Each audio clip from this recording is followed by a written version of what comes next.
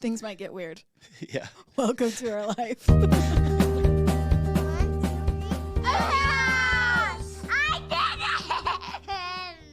Welcome back to another episode of the Hewlett House Podcast.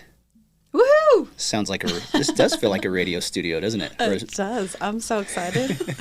You're not supposed to talk. I feel You're not supposed to talk yet. No, I'm just teasing. I'm just teasing.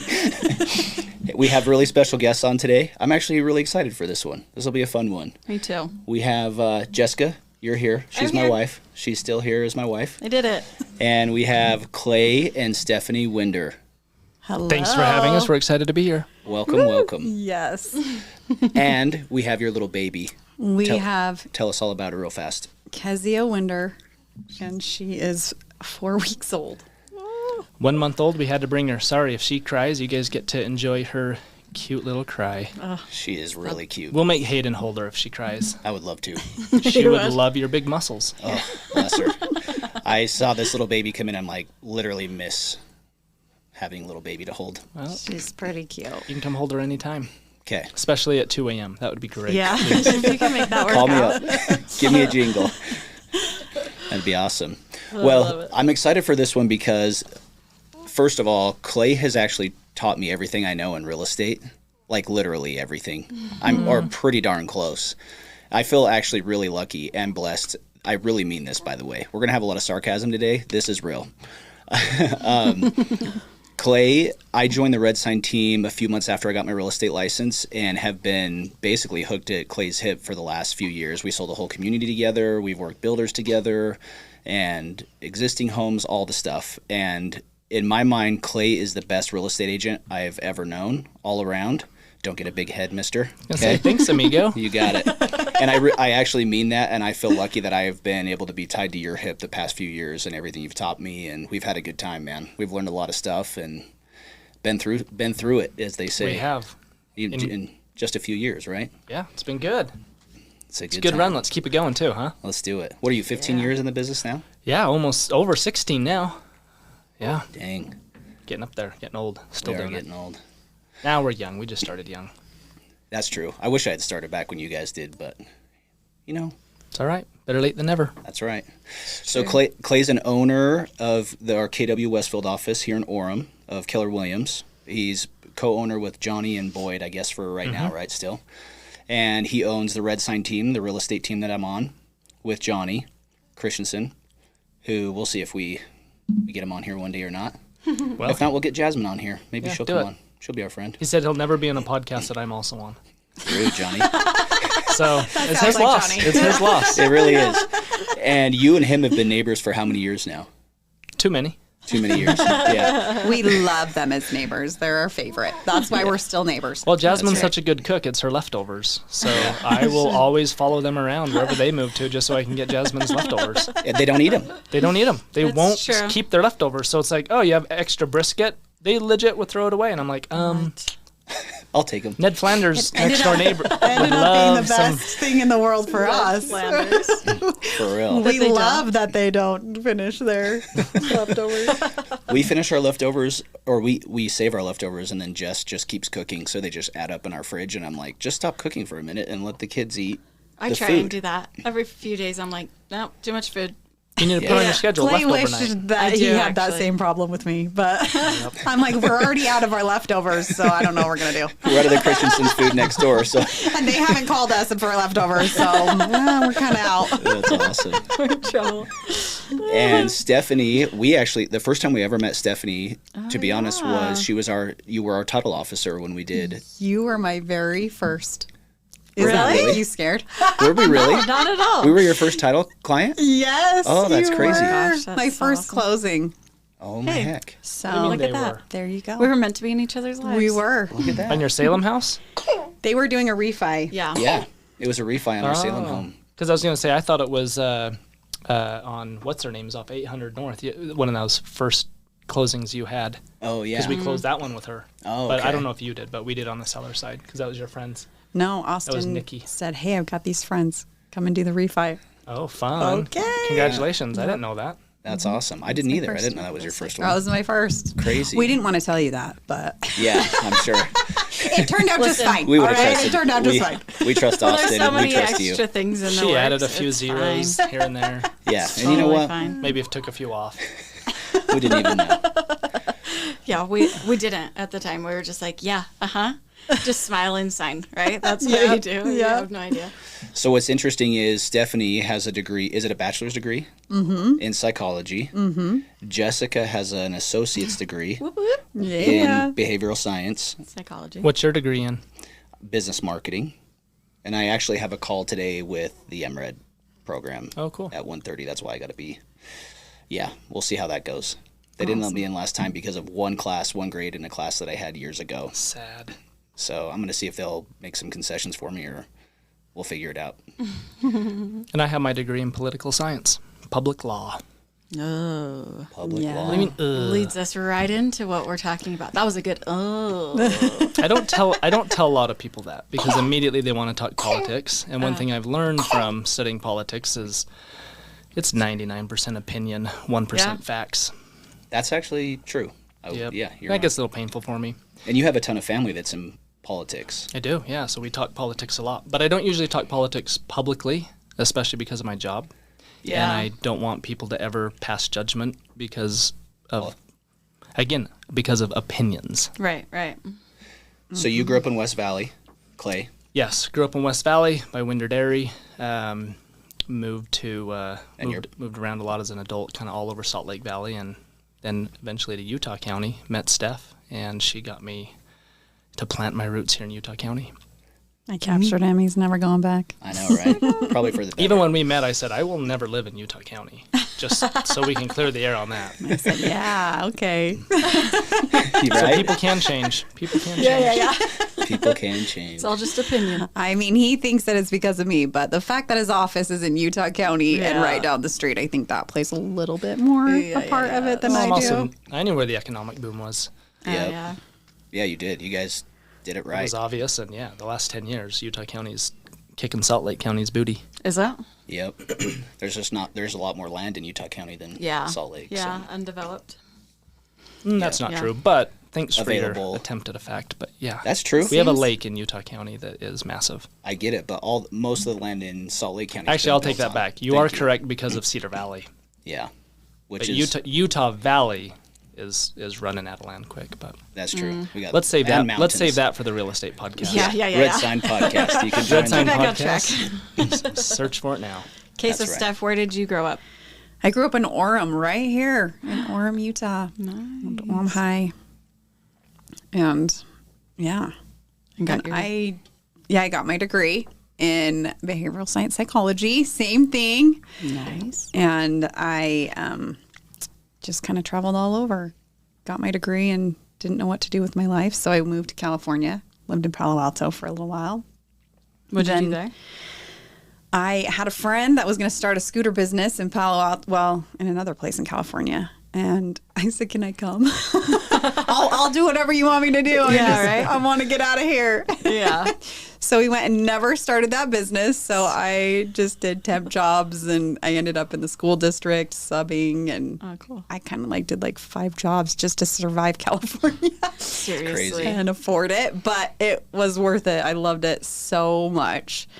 And then I had a friend that moved to DC and asked me to come live with her. And so moved to DC, lived there for a little while, and finally just started missing home and kept getting older and older while I was still single. I was like, all right, I think I need to go home. So I came home. How back old were to you when you Utah. came back to Utah? Yeah. I was 28 or 29 when I came back. I think I was 28 when I came back. Moved down to South Provo with all the single older people. And then I still didn't get married for a long time. And you didn't do any psychology work with your No, degree. I ended up not doing psychology. Well, I thought, you know what? I am going to do this degree. I'm going to know what to do, what I want to do with it when I'm done. And I graduated. I'm like, oh, shoot. I don't. just talked to so many psychologists and I just thought, man, your life is rough. Like you just deal with really hard situations that are very slow turnover. And most psychologists have therapists and psychologists that help them out, and I think they're amazing for doing what they're doing, but I just thought, I just don't know if I want that in my life every single day. Yeah. But it ended up being like the biggest blessing, because I ended up helping everybody in my life. You know, I'm like, listen, like, let's talk differently. Everyone has their own perspective. We all speak a different language. We speak perspective, right? And so I ended up helping a ton of people. And she still with does. this degree. You guys need to understand this. That's where I was going, and she since I've known Steff, maybe not daily, but certainly weekly, she has a very long conversation with somebody in her life, and like therapeutically helps them make decisions. And she's helped people get married. Literally the other night, I thought she was up with the baby. No, the baby was asleep. She was up on the phone helping, I'll just say, a friend going through a major like relationship meltdown. And she was and it was like 11 o'clock at night, and she was just talking him off the ledge. Here's how girls think. Here's how, anyway, it's just one of those It's something constants. I do love. I love it. I just don't think I wanted to do it as a job. Day in, But day just don't out. make it money is from something that I love. It's something that I've been able to use a lot in my life I'm with sure. friends and family. But I just didn't want to go back and get a master's degree and go and be a therapist. Yeah. So There's so much more to do. You're like, I got my, I mean, I kind of used it I went to DC, and in DC, I was trying to become a child life specialist. So I worked in the hospitals, doing a bunch of volunteer work, trying to help kids get through that hospital experience, because it's very traumatizing for kids, But that's draining too. which was so cool. But seeing some of those kids in the hospital, I was like, I can't hack that. So sad. I came back to Utah. Ended up working for a title company. And that's how you guys met. That I right? didn't How even did you know guys what it meet them? was. That's how we met. My Keller Williams team meeting. That's They what it were was, huh? walking out of a team meeting, and I saw her from a distance and leaned over to another colleague of ours and said, "Oh, she's cute. I'm going to marry her someday." Did you really? I swear. Yeah, you can call Bailey and ask her. That's what I said to her. Huh. checked that finger and was like, Yeah. done. Well, I didn't know if she was married or not either. But she just had that single glow. Though, and I took her to wasn't lunch tired. that day. I said, didn't "Hey, have come to lunch." bags under my eyes. I'm going to say this, and if you want, we can cut this out later. But is it? No, is we're it too one much take to say? Winders. I love it. Well, it's me just bringing things up, so you can decide. Let's do it. I can say no thanks. She actually helped your ex-wife.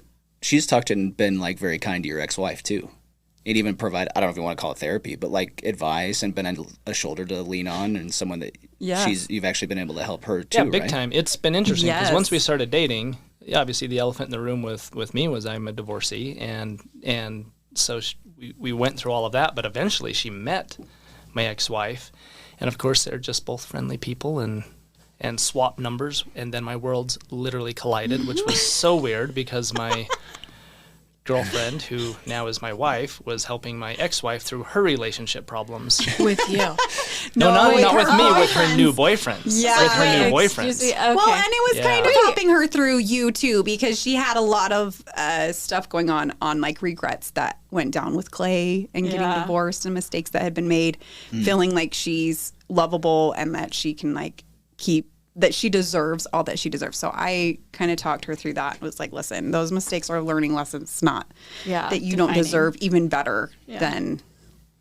And for the record, she's now married just last year and happy. And so we've both And she moved on. married an awesome guy. That's great. Thanks to you.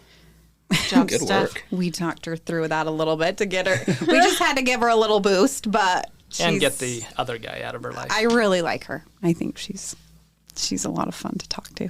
Yeah. You Anybody? don't hear that. You don't really hear that much. I mean, you know what I mean? Yeah, That's awesome. Yeah, Clay and I both married up, for the record. No, that this tells is why you this who is so Steff funny, is. because our wives are just therapists and they married us. That tells you everything you need to know right I there. was going to say, that's I'm going to flip this chair around. I don't like sitting like I am. You're uncomfortable. Oh, there you go. I'm going to do this. Gives me something. Makes me feel like I just need my Cool. cowboy hat now. Oh, you left it in Vegas. Yeah. I took my cowboy hat to Vegas and wore it to the pool. It was his alter ego. Everybody was it was talking a hit. to him. It Everybody was loved my hilarious. cowboy hat. But Johnny kept talking about these TikToks that talk about how many germs are in the Vegas pools. Oh, yeah. and I left my hat in Vegas. I'm gonna go get. He's like, I'll go get another one. It got water on it, so we've talked about how I'm a germ freak on here. I love it. Anyway, okay, so you guys met. You were at a conference or a meeting, you said? No, just here at And she Keller was Williams. So we met. I asked her to lunch. Well, let me because- explain what I did, which Right. shows why I was in Keller Williams. and So- why I invited her to lunch. So I got a job with First American Title, and I was a marketer. So my job was that I went to all the different real estate agencies, and I talked to agents. I'd take them to lunch. We'd go take them golfing or pedicures and just get to know agents so I could get their business, right? Yeah. Sure. And so one of my jobs was to go to the training meeting every Tuesdays at Keller Williams. And so I was there and was getting to know the agents in Keller Williams.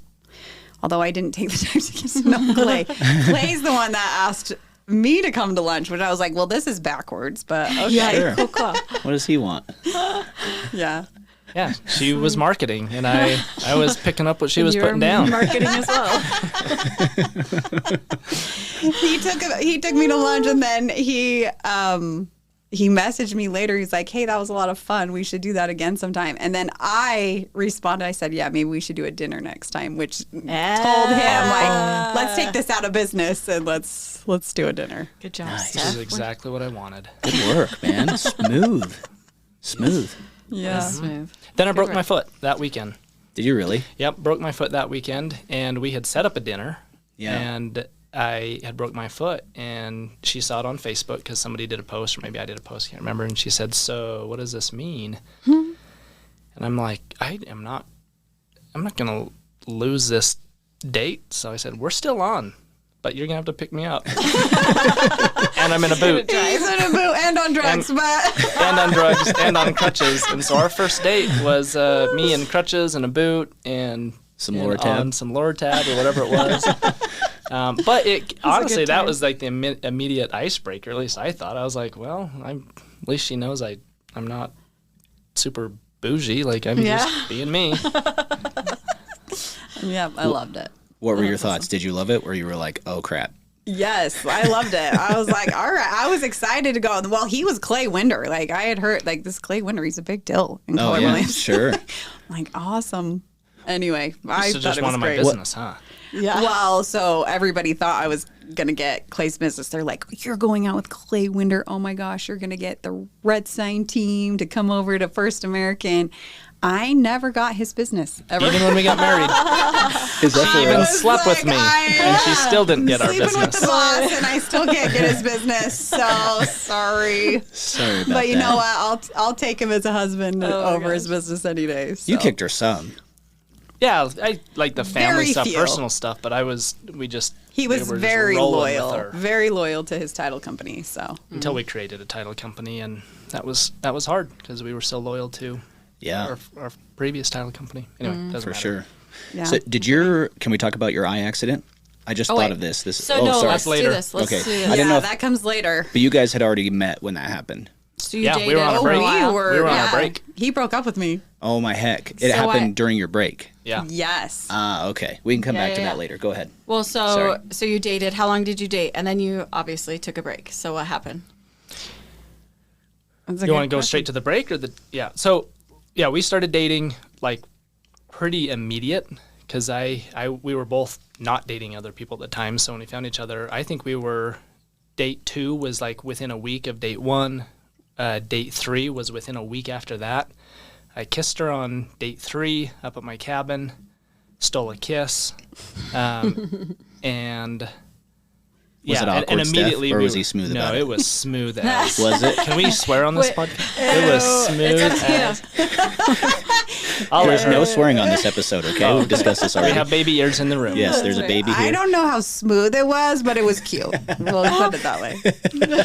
That's all I have to ask. Well, he kissed. He We're like at a he, like, cabin. he The moon kissed is. me. He made some funny like pickup line, kissed me really fast, and ran out of the room. Well, we were talking about like crimes or stealing or something. I'm can't like, yeah, I don't steal much, but I still kiss it. Something like that. And I stole a kiss. And I Cheesy line. Then he kissed me, and then he ran out of the room. don't know if I ran, but I slipped away to see if she would follow, and she did. And then I followed him into another room, and then Uh-oh. and then we had Mormon kissing. Nice. She was a good girl, and that's that's the segue to your break. Yes. I knew I was dating a very nice girl that had very high standards, and I wanted to respect that. And so, was she the first one? I'm just teasing. Go ahead. The first Mormon girl or the first one with high I'm just standards? teasing. You just got to remember where I was at in life. So I'm a Totally. I'm a He was divorcee divorced. at the time, and immediately after the divorce, I was like, well, I'm not real. I don't want to get real serious. And anytime you're in the dating world, not real serious, it's everything's just, I don't know. It's really loose. It's interesting the people you draw in and the people you hang out with and start dating as in that scenario. Yeah. And I learned really, really quick because after the divorce, that's when I moved to Utah County because I wanted a change of scenery. I was living in Salt Lake, and I thought, you know what? We've got this cool business opportunity. Keller Williams is blowing up in Utah County. Utah County is doing all this crazy stuff. I want to be a part of it. So I thought, okay, change of scenery. That'll be good for me. I'll go do it. So keep this in mind. I went from Sugar House to Orem. Those of you that live in Utah, like, talk about like Subarus, dogs, like comfortable as can be as of Utah liberalism and Sugar House, to ultra MAGA conservative Orem. Mm-hmm. So like there was definitely a change of scenery, but I was okay with it. And so, but I learned real quick here in Utah County, when it comes to the dating world, you're either dating very, very committed, or I should say convicted LDS girls, or the complete opposite, which are they've left the church, they're kind of against the church, and they're just free spirits trying to explore everything they didn't have as growing up as Mormon girls. Yeah. And there's no in between. But I had already kind of gone through all that with my marriage and my divorce and things. We had worked out a lot because I was married because she had left the church during our marriage and friends around us. And so I had already gone through all of the faith crises that everybody's going through. We'd already been through all that. And I'd already gone through my own, I wouldn't call it a faith crisis, but refinement of where I stand. And I found myself very much in this middle place. And so here I'm in Utah County where from a religious standpoint, which guides most people's morals here, a very, I don't want to say middle of the road, but not an extreme on either way, but all the girls I was dating were like extreme on either side. Yeah. So I either had girls that were ready to get naked on the first date, or the really convicted moral girls that said, no, you save that for marriage. Yeah. And there's not a lot of in between. So it's kind of an interesting dating world in Utah County for that matter. And I found myself dating kind of both sides, and it was challenging. But anyway, long story short, I meet Steff, and I'm like, okay, well, you're on that other side of, I think more so than anyone he'd ever married or dated. which normally I didn't think I'd ever Which you even found go attractive, there. clearly. Well, It's that's nice. It is attractive. It was interesting At because, least for me. well, it goes to show that you can't define on that, because I had met other girls that were just as convicted as Steff, and I just wasn't interested. But there was something about her where I thought, well, boy, I know she's in that camp, but I like her. And I like her a lot, and I want to pursue her, and I guess I'm going to have to deal with that. So we start dating and going through that and having conversations. I even went as far as we went on a cruise together, and I'm pretty sure I earned my golden ticket to heaven because we not only shared a room, but shared a bed. And guess what, everybody? We were chaste, okay? And I didn't cross her boundaries. If it wasn't Stephanie, I would not believe You wouldn't believe it. He might have earned it, but let's be honest, She was. We She call was her a hand ninja slapper. hands. I would have never let that hand happen. slapper, ninja hands. I was in my 30s. I had become pretty solid on my ability to know my lines. Not that I've been perfect my whole life, but And I tested those lines, but she was good, and I respect her for it. But yes, we literally went on a cruise and stayed chaste. So That's crazy. If there are any young girls, I have a 14-year-old daughter, and her friends occasionally will listen to this. Chaste and good girls that have morals and set boundaries get the respect that they demand. for sure, bet. I respected You the know. heck out of Steph, and You we bet. had. You and bet. here's the thing: we And had a it's good nice. time. We Yep. didn't drink on the cruise, right? And so, like in those cruises, like everybody is hammered the whole cruise because we did like a booze cruise. It was like a 3 or 4 day. I'd never been on a cruise. That was my first cruise. So, Yeah. what's happening? That's the other thing. When you're older and dating, you do cool stuff. Yeah. Like, hey, Right. we literally went to Florida and went on a cruise. Like, yeah, we did because we're older and we have money and no And you can kids. do it. And Yeah. so dating life being older is pretty cool. It's not just like picnic on a blanket up the canyon because you're broke. Yeah. Yeah. So yeah, we did a 4-day date. That's us last week. We know that very well. Yeah, you know exactly what I'm talking about. That is the perks. So we do all this. But obviously after we had gone camping together, cruised together. When you get to that level of dating, that's where it's like, okay, this is pretty serious. Like we're together every single day. We're doing all that. It's kind of like, okay, time to DTR. Let's figure it out. And so we start talking through. But we weren't naive to the fact that we were still very, very different and coming from two very different. Well, and different places. let me give you my side of the start. Please. Of our relationship. And there were no kids at this point, right? Just so no, I don't have kids from the previous marriage. He doesn't have kids. I was older and single, and I was in the single world, and I had dated. Sorry, older for Utah standards. Older for Utah standards. And you know what? I was older for other standards. How old were you again? I've talked to many people. When we met, I was 30 or 31. You were 31, I was 29. Okay. And I lived in California. I lived in DC, and that's older for even those areas. I mean, it's becoming more normal, but I was still older for those areas too, of not an LDS world. And I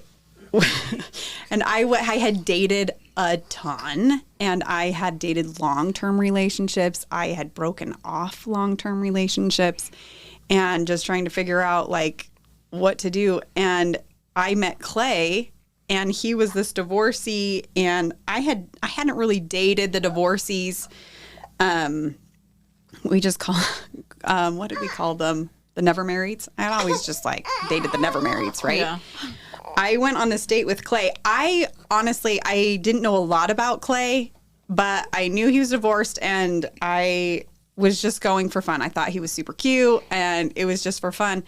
And I went on that first date with him, and it was literally a breath of fresh air. I was like, oh my gosh, this is he is so fun, because he still held that excitement for dating, and he was like nervous, and he wanted to know everything about me. Whereas when you get older and single and you all have never been married, you just take all of your high ideas and you just analyze the heck out of each other on these dates, and it's so hard. And so you kind of beat each other down a little bit, being like, can I see you in this relationship? And it's rough. Whereas Clay, like, he'd been married, he knew what married life was like, so he didn't have this idealistic idea of what he wanted marriage to be from what he had seen. Well, I did, but I was had realistic. some realistic expectations, and my bar was pretty low after. It was just a breath of fresh air. I was like, oh my gosh, this is so fun. I feel like I went out with somebody like when we were 19, 20, 21, like with that same like mentality than I had been dating with all these older guys that had never been married. So it was a lot of fun. But that first date, I learned a lot about Clay. Because he was on Lord Tap. So he was just going to learn to have it all.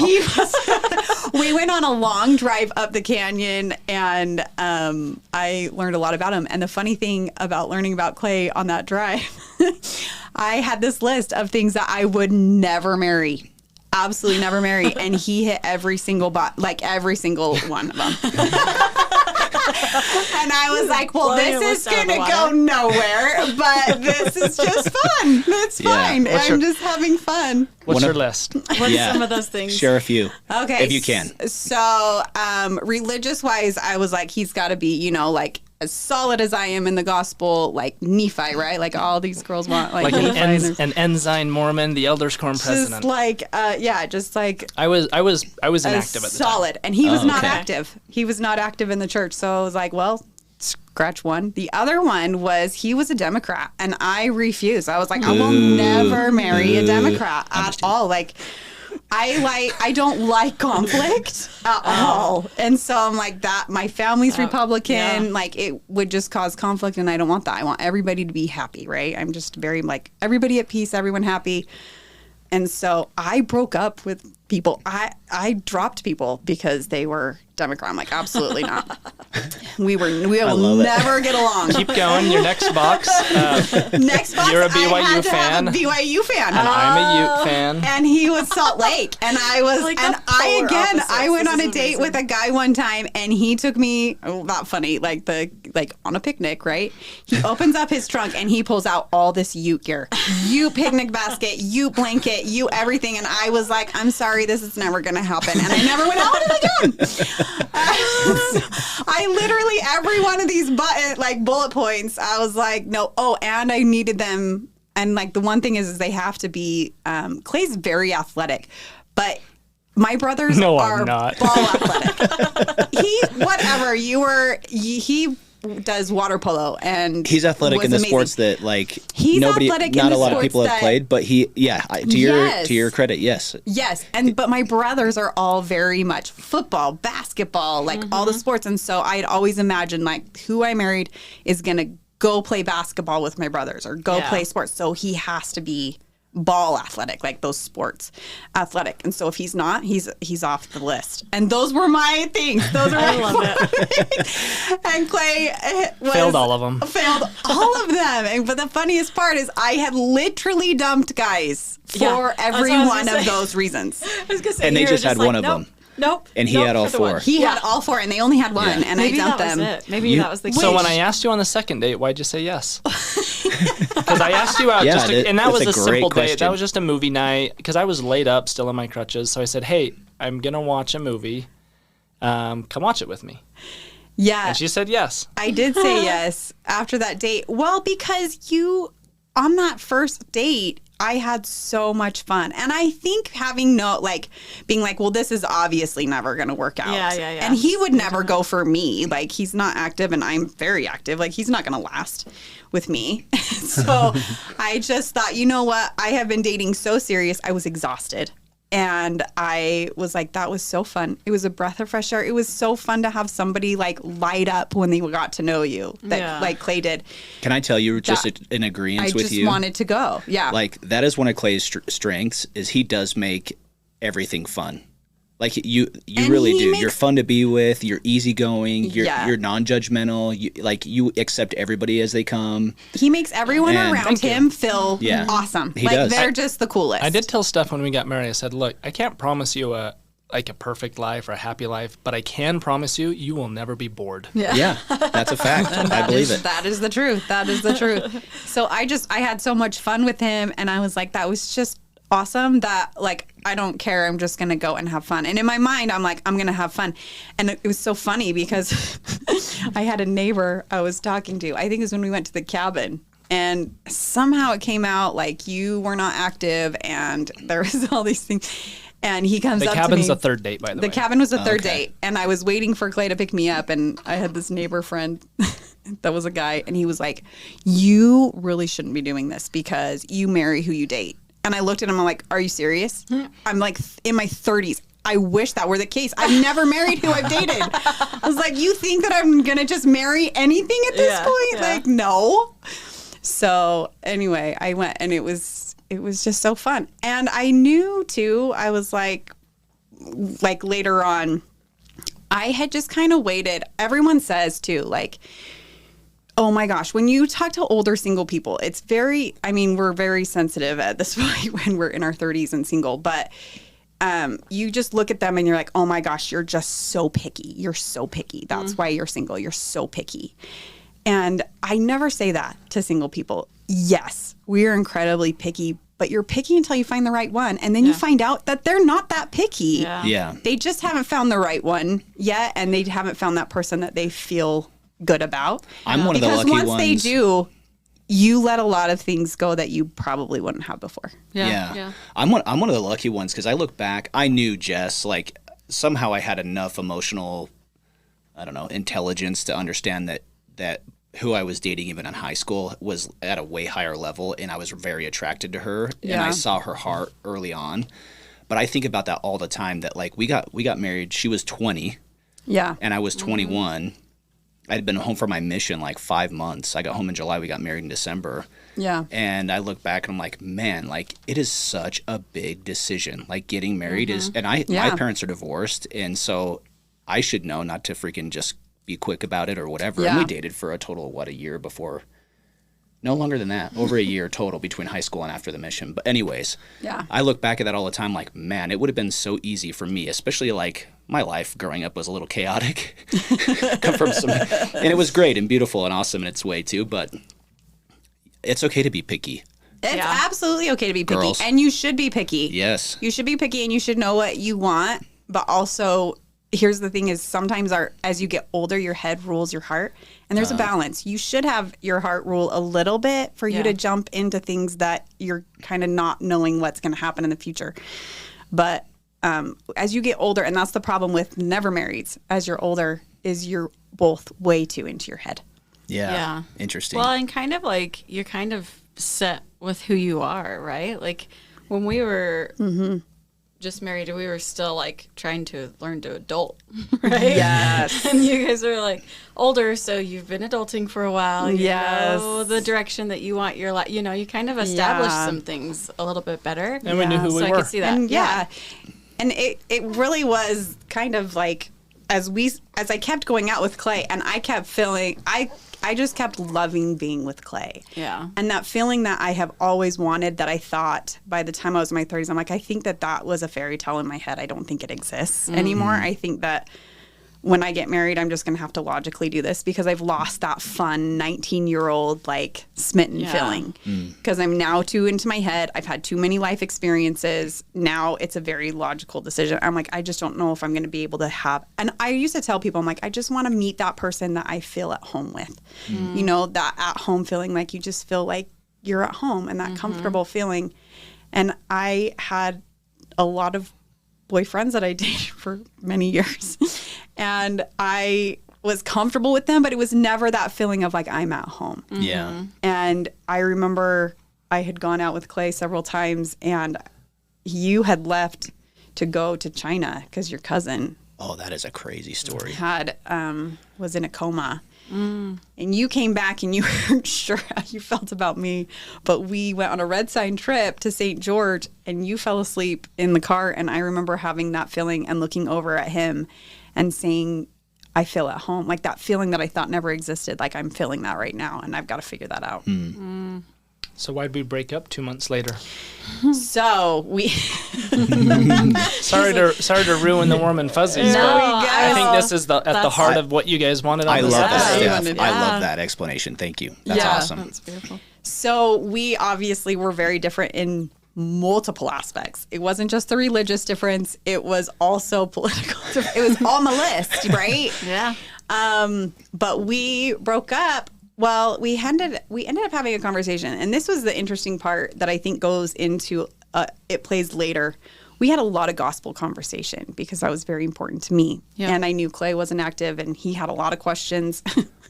And I had a lot of things to say, and Maybe semi-active is a little here's more. the thing. Yeah, let's be honest. Like Clay, it wasn't a matter of that Clay doesn't believe in God or Jesus Christ or any of those things. It was just a matter of he just doesn't. It's not interesting to him. Okay. It's not something that he takes extra time for, right?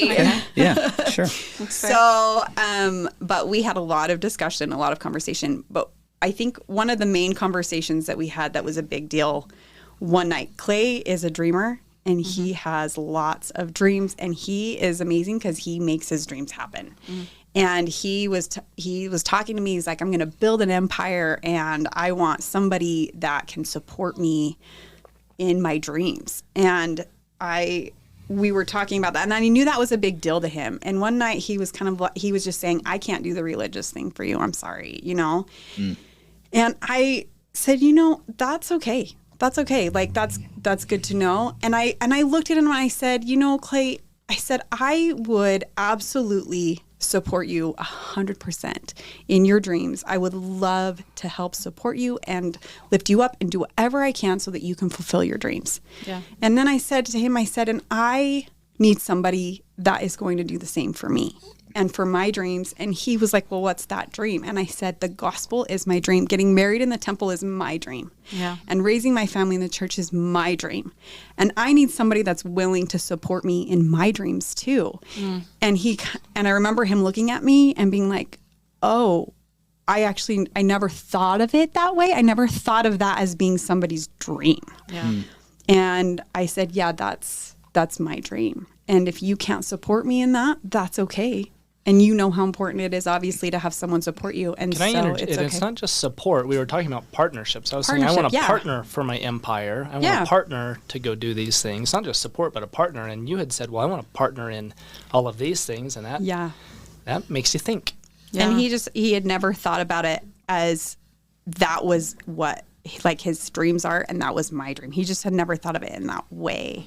Yeah. But he had a lot to think about, and he was like, well, would you be okay with me if I was supporting you in that, but I'm not necessarily 100% with that, you know, but I would do it for you. He's like, are you okay if I do it for you and not for me? Because most people aren't. And I would have never been either. I'll be honest. I would have been like, absolutely not. But I had many experiences on my own with Clay that it was shocking to hear myself say, yeah, I'm okay with that. And he was like, okay, well, I have a lot to think about. And I left. And then he broke up with me. You broke up with her? Yeah. Well, I don't think I knew this. I don't think I knew you broke up with her.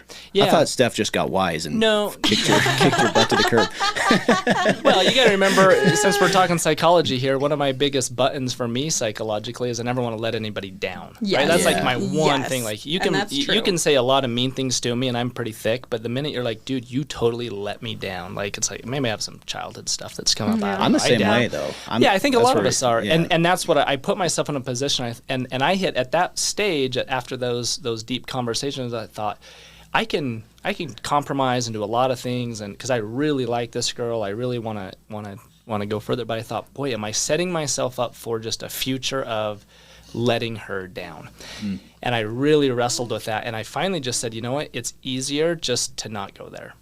And it was hard for me, but I had just made that. I just got to that point. I thought, boy, I'm almost getting too invested here with her, and it's going to be even a harder heartbreak to break up later. So I may as well just get it over with and do it now.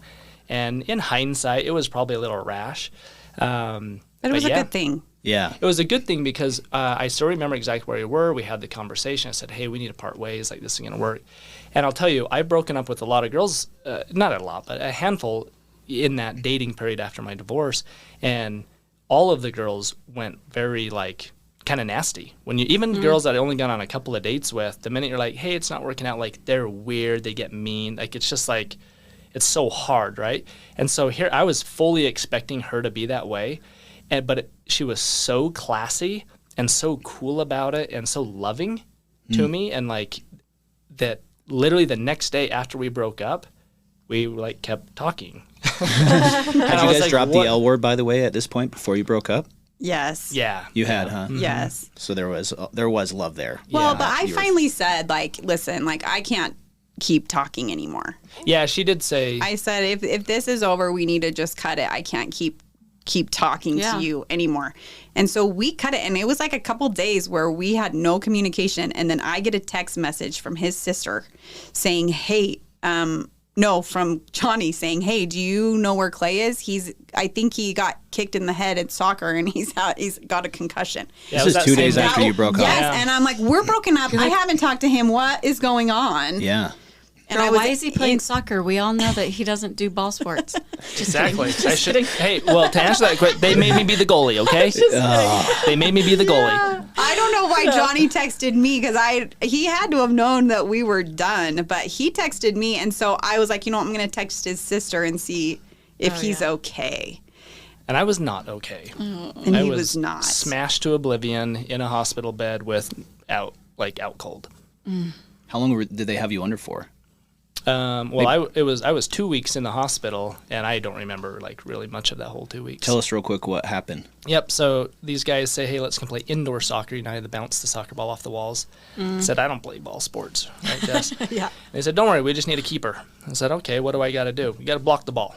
I said, "I can do that." So I played a few games. I got pretty good at it. I just learned the rules. If the ball comes inside that white line, I have right of way. And so I got really aggressive, really into. I'm like rolling around and diving and doing all the stuff that you see on TV. So I got pretty competitive. good. Yeah, it was like competitive. watching clips. Yeah, but that Pros Friday, trying to- it was a Friday night, and we were playing a team, and they were so good, and they were creaming us. It was like 9-1 or something like that. But I'm still doing my thing. But they were just still like playing so aggressive that it started to really piss me off. That I'm like, it's 9-1, like chill out, you guys. So I just started getting really aggressive, and a guy got past the defender, came into the white box. I have right away, and so I just literally like Superman dove at the ball, and he was like, "I'm gonna still kick the ball," and instead of kicking the ball, he kicked me in the face and crushed my orbit, crushed my eye, knocked me out.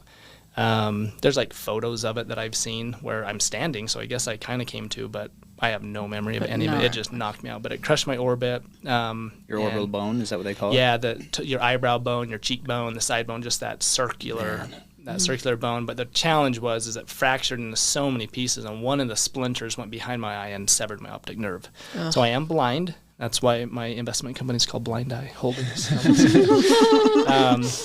But I was out cold till kind of the hospital. I have a few memories in the hospital. I do remember you coming and visiting me. Well, so I ended up calling his sister. Well, I texted his sister, and I was like, you know, I have brothers. You get kicked in the head a lot. You know, I was like, is this really serious, or is it like just like a small concussion? Yeah.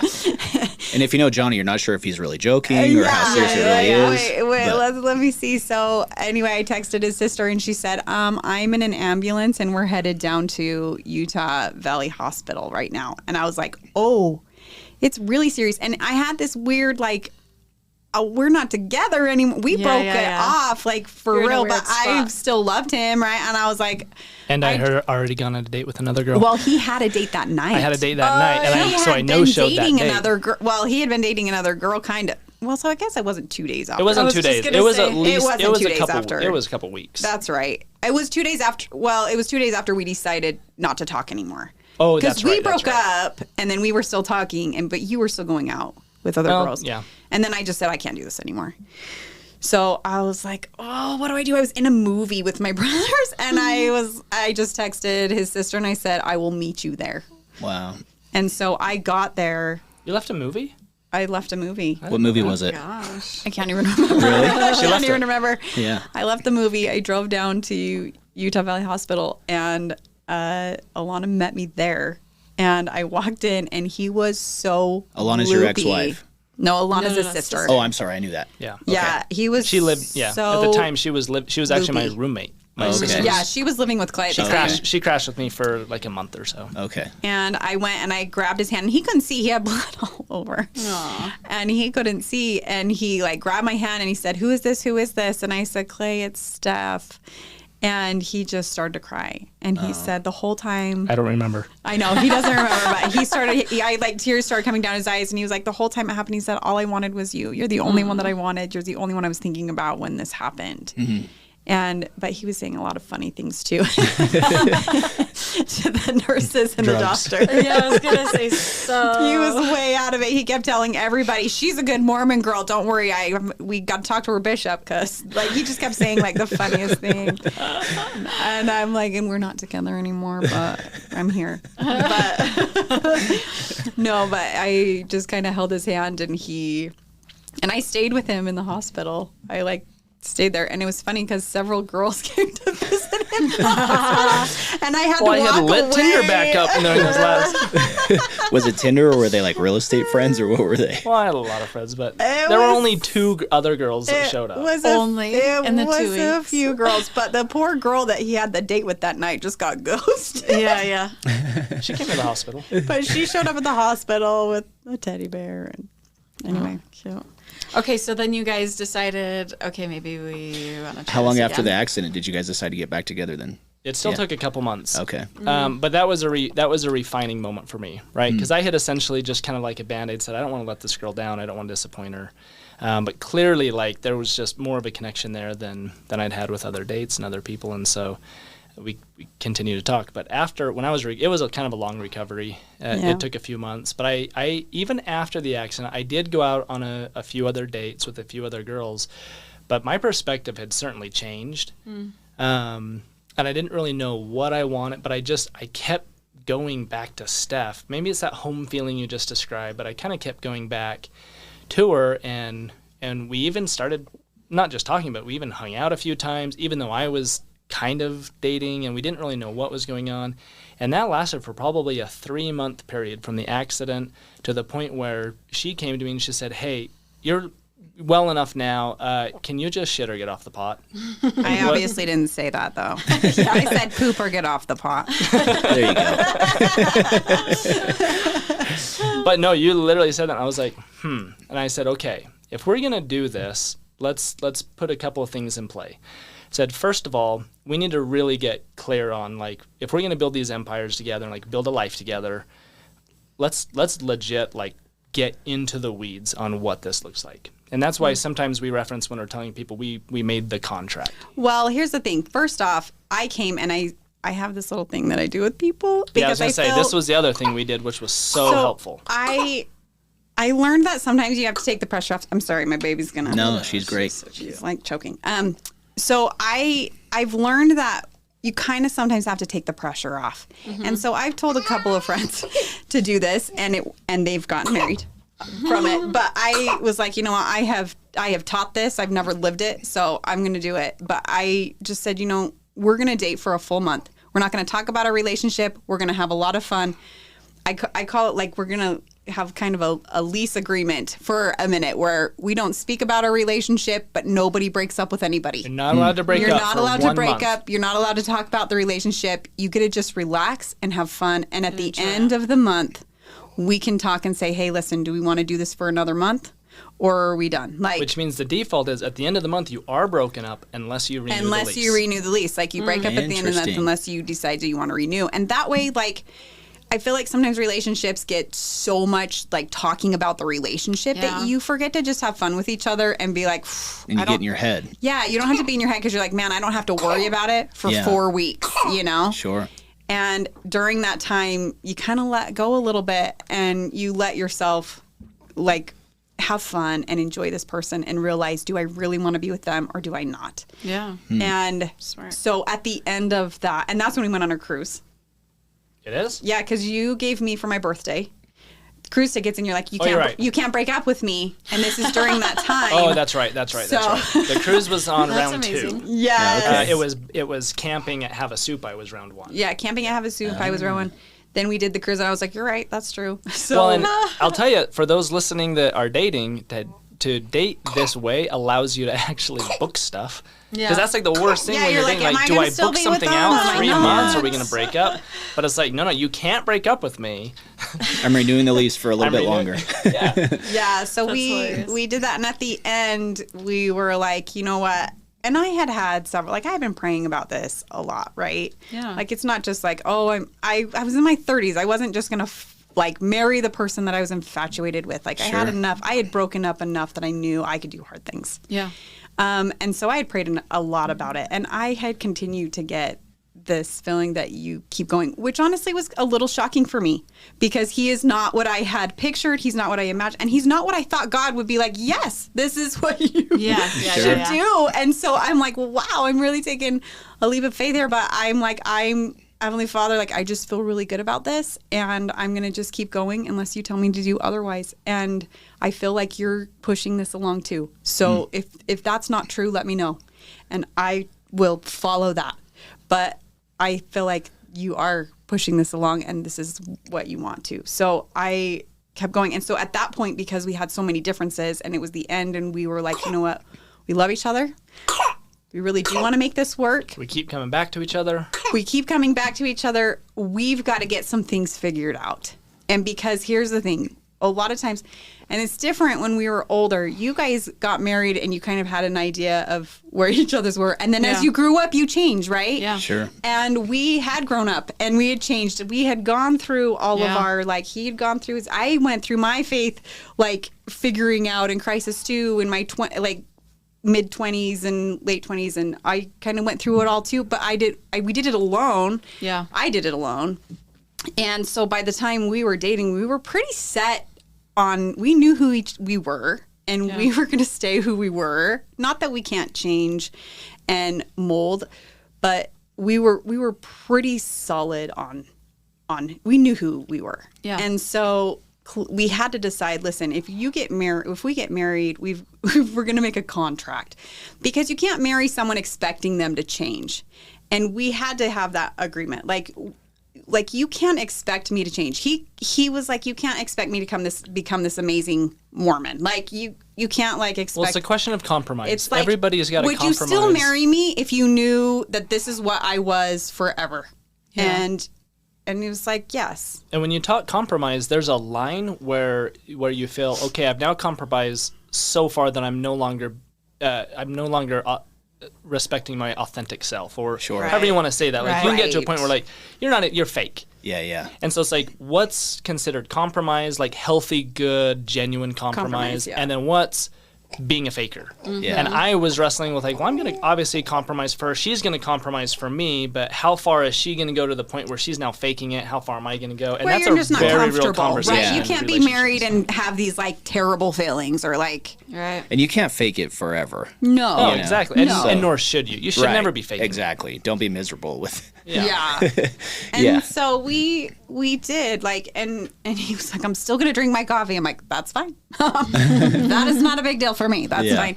And like, we even talked about how many times he's going to go to church on Sunday to support me. Cause I told him, I said, listen, I don't want to take my kids and me to church alone. I don't want to do that. Yeah. And so he said, but sometimes I'm going to need a day. I'm like, okay. And we know that like, we don't argue that. We don't expect that to change. We don't change the contract in our marriage.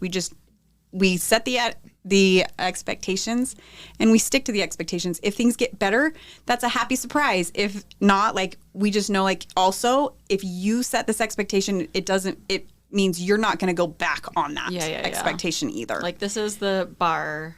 If it's better, great. Yeah. If it's not, we got to still It got here. fun, though. We would go on dates and be like, hey, what section of the contract is nice? Ooh, is it rated R movies? All right. I still don't do that. Yeah, but I was going to say, but it's how are you going to raise your kids? Ooh, let's dive into that one. Yeah, and the politics. I said, listen, you're a Democrat. I'm a Republican. And my family is very Republican. And I told him, I said, you're not allowed to talk politics with my family when we go to. You have to bite your tongue. Ooh. And my tongue is split in half after 6 years of marriage in this family. I said, listen, you are welcome to say everything you want to say to my family to me on the car ride home. But you are not allowed to say it to my family. Yeah. And I still honor that said, to this okay, day. and same thing with me. I bite my tongue with his family because his family's Democrat as well. So some of them. I bite my tongue. Not to get too political here, I feel like in the last... We're getting political. Let's go there, actually. But I feel like the definition of a Democrat 7 years ago is different than what people think of a Democrat today. It's like I don't know. You're better at this stuff than I am, but it's like there's no longer liberal. Like they're trying to combine the liberal with the Democrats. But I have Democrat friends like you, for example, that still like are normal humans. You're not crazy. You don't have crazy ideas. This is a good time for everybody to pay attention. Go to isidewith.com and take your political test. And what you'll find out is I am 54% Republican and 72% Democrat.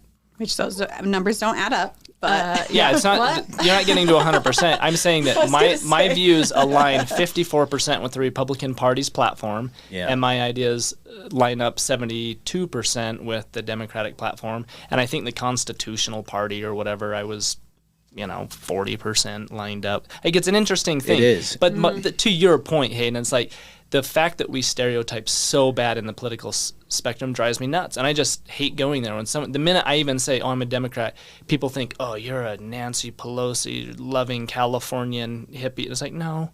Yeah, I'm right. like, I don't even want to engage with you. Like, no, like, It just isn't that way. Same thing when people are like, oh, you're a Republican, you must be a Trump-loving, MAGA, whatever. No, she not even close. Like, no, that. You're right. And that's one thing that's been important is as we were going through the contract, and still to this day, 6 years later in our marriage, we can't afford to have political conversations with blanket comments. Yes. We made a rule very early on that if you were going to take a political conversation and get fired up about something, you have to provide 3 sources. And we still do that. And I'll tell you what, the majority of the time, I can't find 3 sources to support and I the can't headline, find 3 sources to find mine. You helped me see negates this. so much. I'm a headline reader, and we all are. Well, I used to Our be. world has become headlines only, Yes. and you just can't do that. Right. You just can't do that. And in our agreement with each other and kind of how we operate, we certainly can't do. She can't throw a headline at me, and I can't throw a headline at her without the 3 sources. And I'll tell you, it changes the way you talk politics. Well, and I will say too, in our marriage, honestly, this has been probably the biggest surprise for me, because I mean, everyone's like, "Oh, the religious thing's going to be the worst for you." No, I was more scared about the Democrat-Republican problem. Really? Is that terrible? No. Than I It's just was interesting. about the religion thing. I think because, like, for me, like, my prayers and answers, I'd received so many answers towards, like, this is right, and it's going to be fine, and we're going to, like, put that in God's hands, and I don't have to change Clay, which was awesome. Like, and he doesn't have to change me. Like, it's going to be just fine. And honestly, it's never been an issue. Like, we've been so great. And I mean, it's not that it's perfect, but it's been fine. But the political thing, I thought, oh, like, this is going to be really hard because I'm very political. He got his, like, master's in political science, and he's very set on bachelor's. Bachelor's. And I was like, this is going to be interesting because I've seen so many fights happen over politics, right? Yeah. And my parents are like, those Democrats, right? And his mom and his family is like, oh, the Republicans, you know? Is your dad a Democrat? Yes. Would you say? No, barely. Barely. My mom and dad are pretty independent, actually.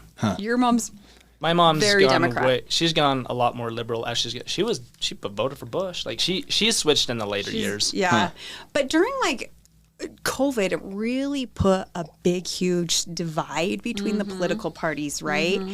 And I have been shocked because we're different politically, like, we don't get into it. Before, I think we would get into it when you have people that think like you, right? Yeah, And then What do you mean we just- don't get into it? We get into it all the time. Well, but I'm saying, like, when you have somebody, There's not as much anger it's or like, you're- I call them the yourself down into a hole, right? It's like, you think that, I think that, and then you just kind of pull each other down this, like, until you just hate Until the you're other storming the side, Capitol building right? trying to overthrow our Constitution. And Okay, great. I've always just surrounded myself with Republicans. And so, like, you can get into that.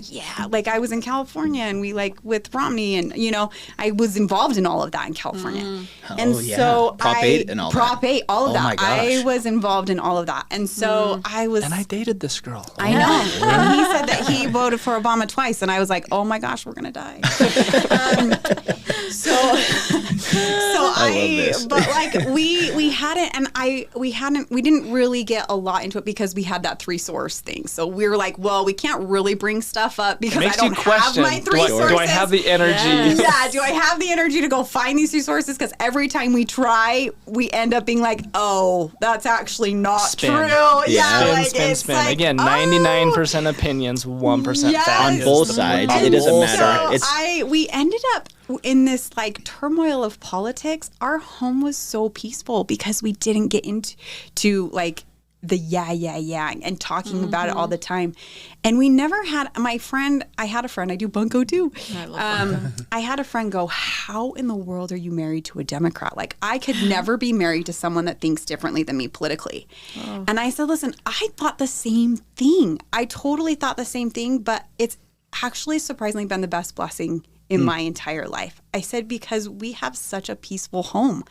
We don't have that stuff in our home as much. And we, and I was like, and here's the thing, like, I have never said in our home, those Democrats. Yeah. Why? Because those Democrats is the person I love the most in the world, right? Sure. And he's never said those Republicans because of me. And so we don't have that, like, hate towards the other side. And you understand that, like, the other side is good people. They just want good things done differently than you want. And my whole like opinion, and people ask like, what's changed? It's not that Clay's made me a Democrat by any means.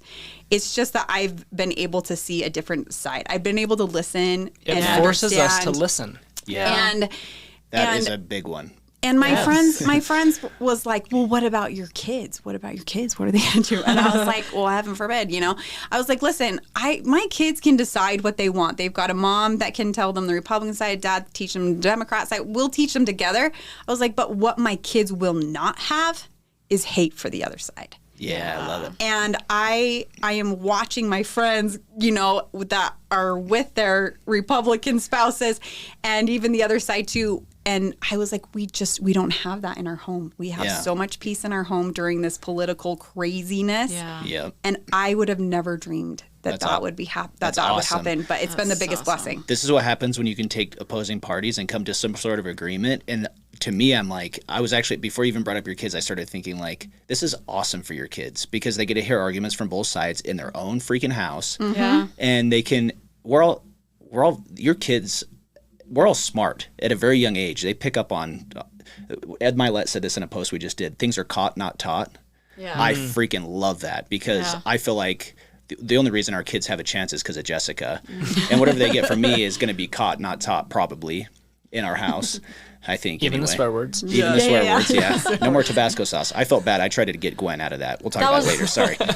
But I think it's beautiful, Steff. I really do. I think that's so awesome because Clay has helped me see, because I come from a pretty right-wing family too.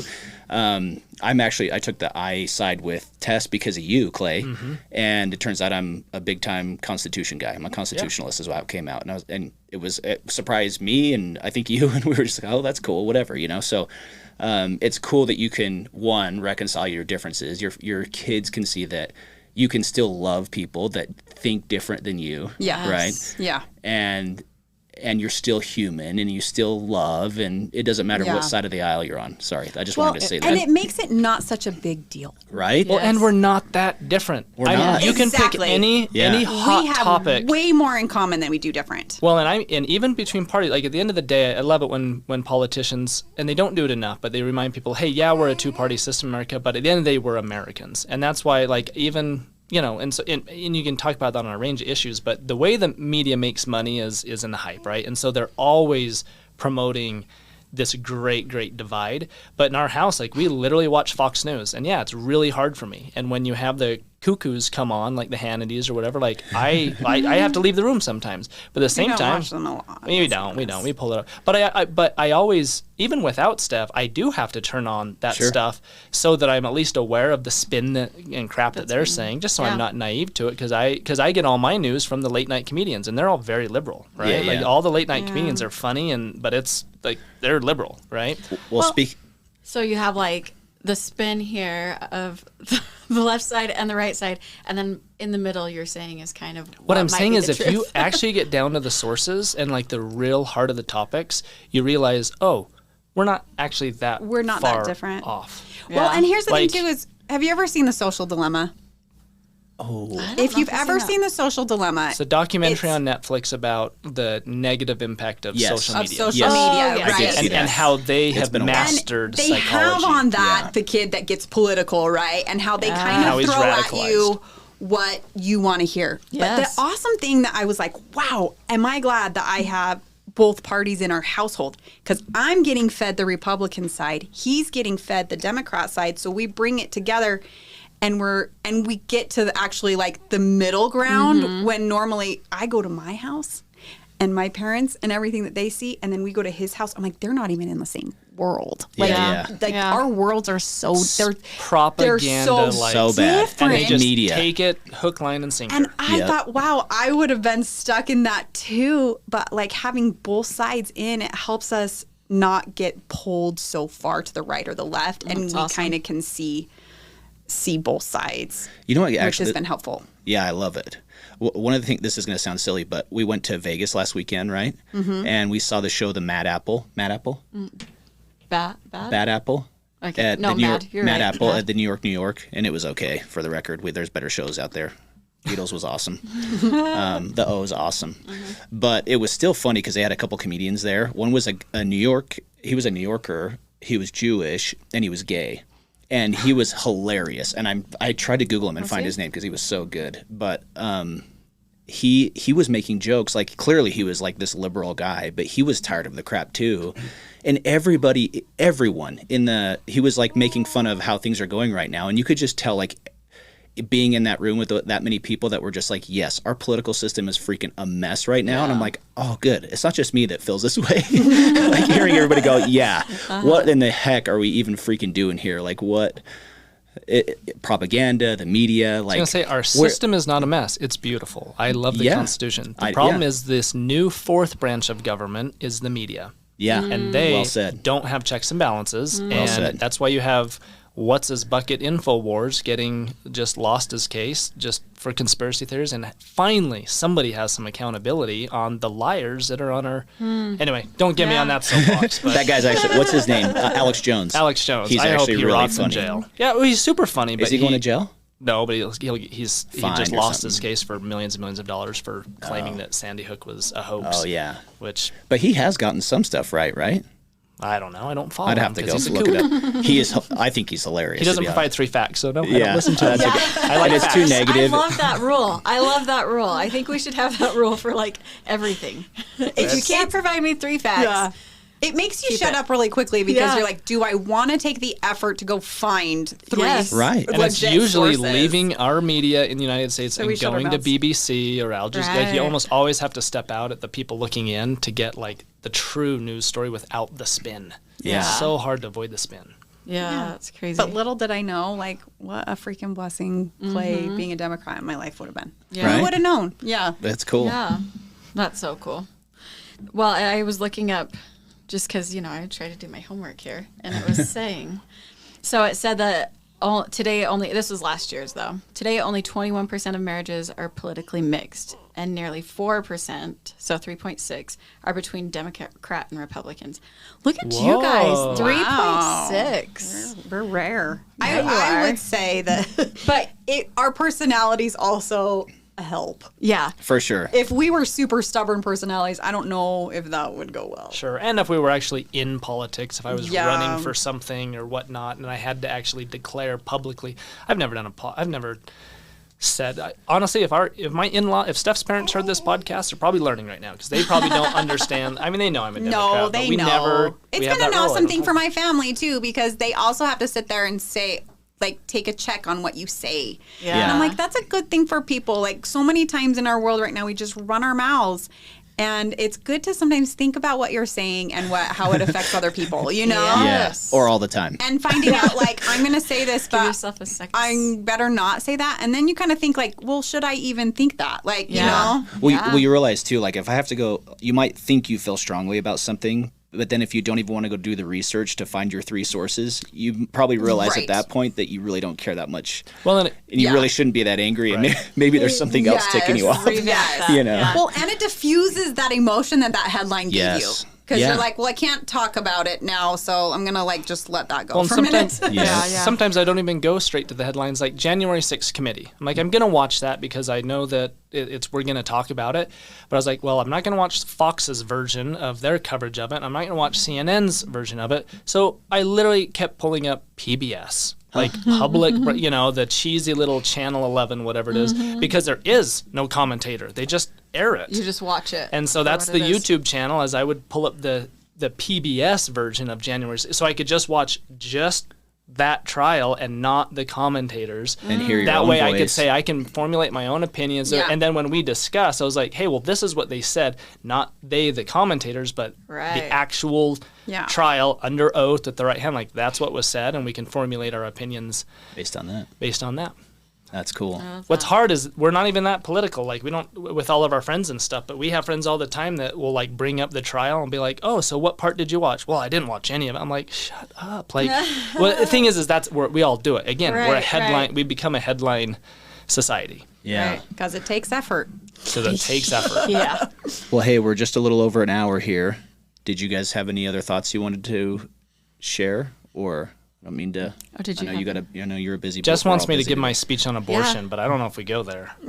This is actually. You said you wanted to do it, and I No, had I to This let is you actually do where it. when I talked to you, I was like, oh, he's not as right wing as sometimes he likes to. Abortion Tell is me. the hot topic of the nation, and the only reason why I thought of it, Jess, is when Yeah. you're saying, because sometimes people say, well, what's a good example of like the divide between you two? Yeah, and I yeah. thought of abortion not because it's a divide, but because when Steff and I really started dissecting it, you make some discoveries. And so when people say, oh, you're a Democrat, you're pro-choice or pro-life, and I say, well, that's not an easy answer, because personally I am pro-life, Yeah. but politically I'm pro-choice. And Yeah. it says, well, what in the world does that mean?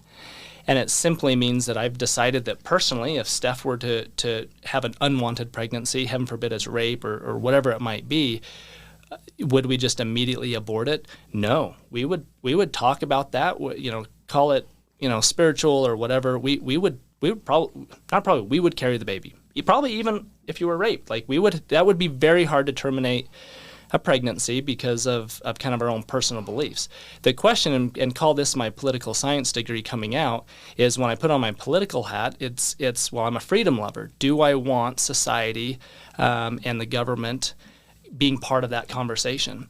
And the conversation of abortion from a political standpoint is between me and Steff, God, and our doctor. And no offense, but it is not up to you, the Hewletts. Yeah. Yeah. And so from a political standpoint, I have to go back to my roots. And one of the biggest messages that was drilled into my head in that degree was that the government doesn't give rights. The Bill of Rights doesn't give rights.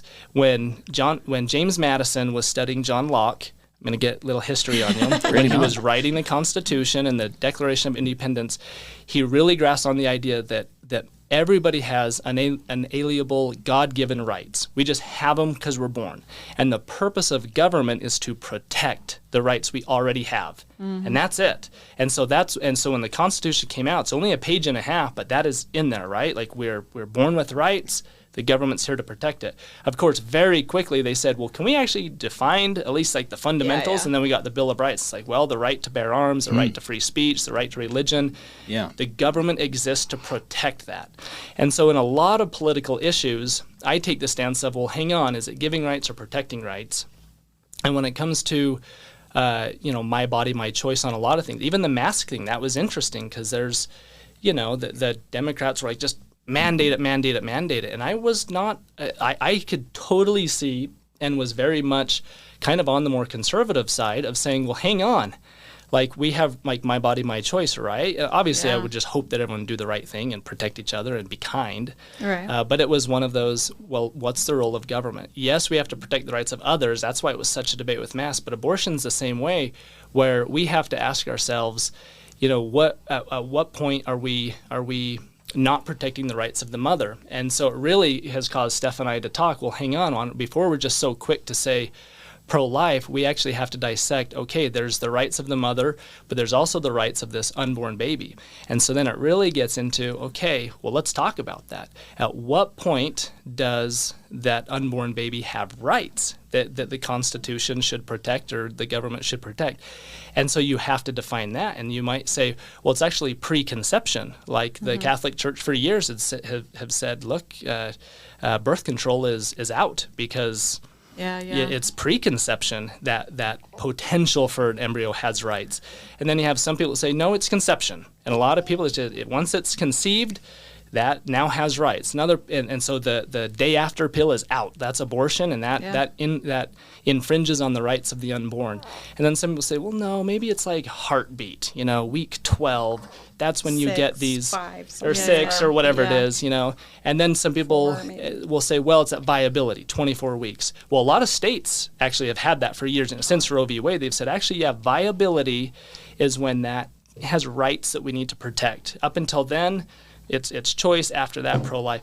Anyway, it's caused us to talk about, well, at the end of the day, I think we all agree, like, in a lot of that stuff, but it really comes down to, well, if you come at it from a political standpoint of when are we protecting those rights, you do have to pick a line. And I think if you have these conversations with a lot of people, you might say, hey, well, my line is viability. 24, like that's the point. Oh, and some people say, no, it's not until that baby takes a breath of air. Once you're a breath of air, now you're a human protected by the government.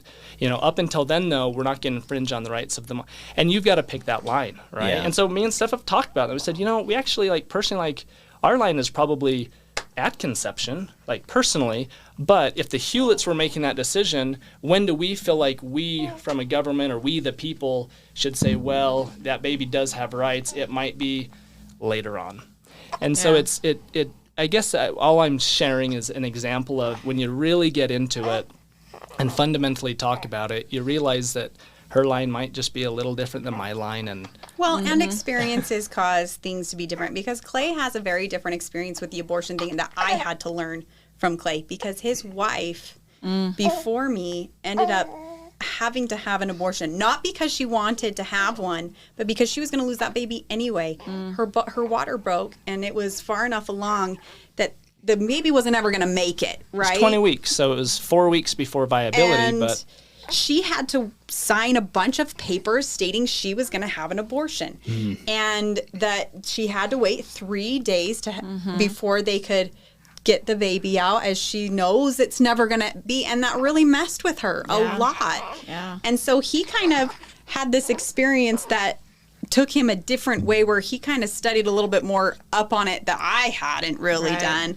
and was like, well, that's not an abortion. Yeah. Well, that's when it gets into definitions. I guess, but it's like that mom wants that baby. It's a devastating experience. Yeah. And I hadn't ever thought about that. So people bring their own experiences into things too. And perspectives, right? And we laugh about it too. We laugh all the time, because we're like, well, we're going to go to the voting poll together, and we're going to cancel each other's votes out. So it's like we're pointless at this point. Hey, no. We voted for the same candidate a few times. There's some middle of the road people. Vote, but sometimes we laugh that we're just canceling each other's votes out. Well, only if we do all party. We don't do all party. I've voted for Republicans before. I've voted for and this is a great example this year.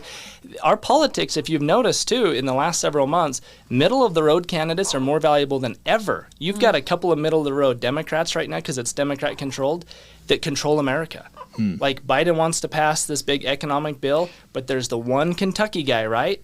He has to convince that middle of the road guy, because it's all or nothing. It's on him. And so I look at this year, if we can get Mike Lee out, because he just votes everything Republican. He's an extreme far right. You know what he's going to vote for. A lot of people love that. They just know he's consistent. He's going to vote. Romney, however, he has a little bit. He's still pretty far right, but he'll still bring things up. We're like, oh, you actually have to convince Romney on some things. But imagine if we have a middle of the road guy, Utah could really have some sway. And we do have that chance. It's Evan McMullen, and I don't know if he'll win, but he's going to go as an independent. I thought, ooh, imagine if we had a middle of the road guy.